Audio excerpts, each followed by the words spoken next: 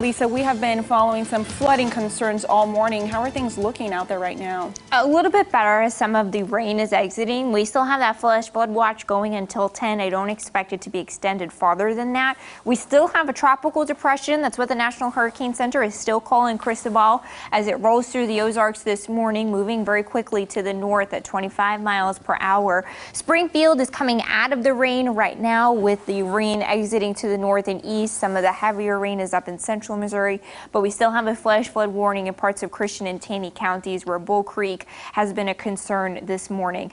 But the last of the rain working its way to the north and east, and it should exit by noon. But a soaking wet start on the roads. Be careful for some of that ponding and urban flooding. We could find some storms as we head through the afternoon. We've got a marginal risk there for maybe some quarter-size hail or 60-mile-per-hour winds if the storms can develop to begin with. You can see FUTURECAST keeps things pretty quiet once Cristobal exits. We'll have some clouds and breezy winds overnight tonight, a few showers and breezy winds again tomorrow. So here's the rundown of what to expect. Be careful for the ponding this morning. Cristobal works on exiting. We'll have some gusty winds overnight tonight and into tomorrow. That's where we've got a wind advisory that takes effect and goes until noon on Wednesday. Joe? All right, Elisa, you say that it exits at noon. That's still a long way away, so flooding will continue to be a concern. We've already got multiple inches of rain in certain spots this morning. Can you tell us where that's exactly expected to get worse later today? Yeah, I think right now we've got the problem spots in central Missouri, but we'll continue to find residual flooding through the day because we've had many totals over 2 inches on already saturated areas. So we've got to check out for some of those flooding conditions. We've got team coverage for you this morning with Nigel McDonald, who has been live in Springfield all morning, and Jacob Blunt has been live for us in Taney County. Both of them have been checking out some flooding conditions. We're going to start with Nija. Nija, as the rain is starting to clear in Springfield, what have you been seeing out there this morning?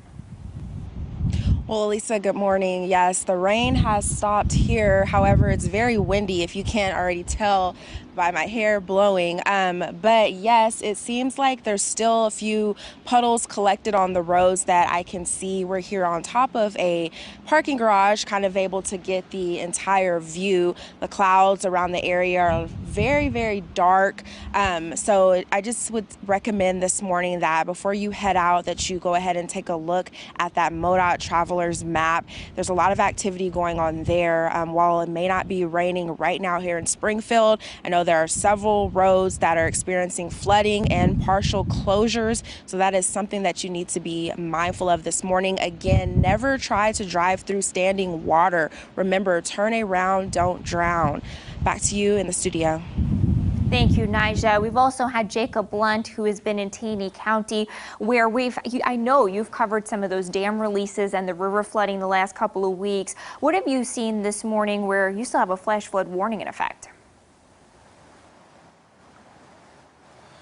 Yes, Lisa, we're down here by Bull Creek, right down from the Bull Creek Village. Now, we're keeping an eye on the water levels to keep an eye on the flooding since we're under flash flood warning in parts of Taney and Christian County. Now, from what I've seen, the water stayed pretty consistent. It hasn't gone up and it hasn't gone down, even though the rainfall has stopped within the last hour. We've even seen some sunshine peek through as we've walked along Bull Creek here. Now, Bull Creek is going to funnel into Taney-Como, which is going to funnel into Bull Shoals eventually. And now we do have problems because the ground is very saturated. That could lead to runoff. It could lead to debris, which do cause water levels to rise. Now, we will be in contact with the U.S. Army Corps of Engineers to see their plans for releases on Bull Shoals Dam later today, and we'll keep you updated with that. Now, back to you guys in the studio.